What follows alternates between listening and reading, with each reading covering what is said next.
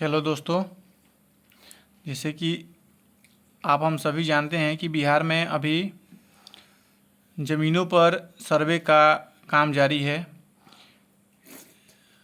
जो भी किसान का ज़मीन है उसको सर्वे करने के लिए ब्लॉक पदाधिकारी के माध्यम से लोग आ रहे हैं और हमारे जो ज़मीन या जो किसान के पास जो भी ज़मीन है जिसमें खेती हो रहा है नहीं हो रहा है, कहीं पोखरा है तो कहीं बंजर ज़मीन है, सभी ज़मीन को सर्वे करने का कानून बना हुआ है। तो इसमें सबसे इम्पोर्टेंट है कि जो भी एम्प्लॉय आ रहे हैं वहाँ से तो सबसे पहले खोज रहे हैं कि किसान का वंशावली होना आवश्यक जरूरी है। तो जैसे दोस्तों इसमें कोई घबराने की बात नहीं है कि वंशावली बनाने के लिए हम अंचल से बनाएंगे या अपने सरपंच से बनाएंगे। हमारे पास एक A4 साइज़ का पेपर का होगा, उस पर भी हम वंशावली अपने से बना सकते हैं। उस वंशावली में बनाने में क्या क्या मेंशन करना है इस चीज़ को जैसे हम इस वीडियो में आपको बताएंगे। तो सबसे पहले हम ये समझते हैं कि वंशावली होता क्या है। तो वंशावली का मतलब ये होता है कि अपने पूर्वजों के नाम को एक डॉक्यूमेंट पर उनको सीरियल से यानी कि जनरेशन वाइज उसको लिखना।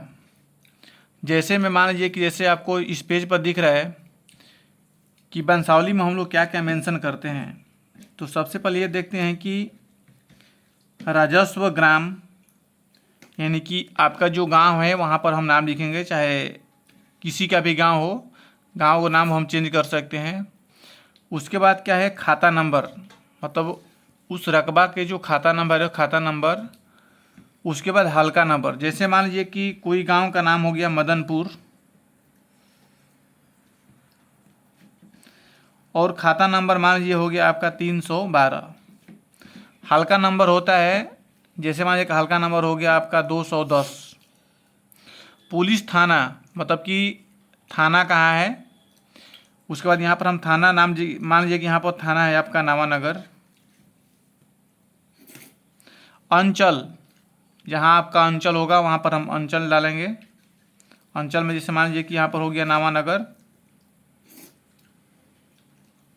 जिला मतलब आप कौन सी जिला के अंतर्गत आते हैं तो अपने जिला का नाम लिखिएगा। जैसे जिला हो गया आपका मान लीजिए आरा। दोस्तों इसको यहाँ पर भरने के बाद हम ये देखेंगे कि यहाँ लिखा है राजेश। राजेश का मतलब ये हो गया कि जो आपके पास ज़मीन है उस ज़मीन का जो खाता खतियान जो कट रहा है, जो हम लोग पैसा जमा करते हैं वो किसके नाम से जमा हो रहा है, मतलब जमाबंदी किसके नाम से हो रहा है। मतलब यहाँ पर हम लिख देंगे जमाबंदी किसके नामों से हो रहा है। तो जैसे मान लीजिए कि आपके दादा का नाम है राजेश, तो यहाँ पर हम लिख देंगे राजेश से। अब उनके जो आपके दादा हैं उनके दादा को कितने लड़के हैं, तो जैसे मान लीजिए कि उनका दादा का 2 लड़के हैं, एक का नाम है मोहन और एक का नाम है रोहन।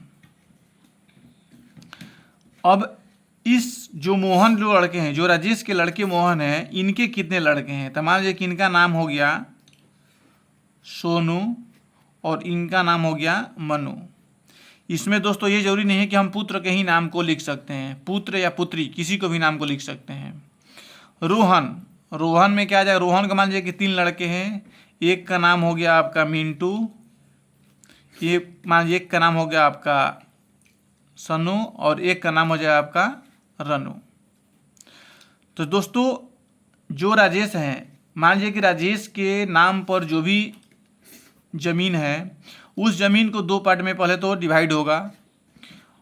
जैसे मान लीजिए कि इनके पास अगर 10 बीघा ज़मीन है तो 10 बीघा में क्या होगा कि 5 बीघा मोहन को मिलेगा और 5 बीघा रोहन को मिलेगा। अभी जो ये 5 बीघा है, ये 5 बीघा में जो होगा सोनू को और मनु को 2 डिवाइड में होगा। और इस जो रोहन के 5 बीघा जो ज़मीन है इसमें मिंटू सोनू और रनु को डिवाइड होगा। तो दोस्तों जो ज़मीन है उस ज़मीन पर इन लोग का नाम जो होगा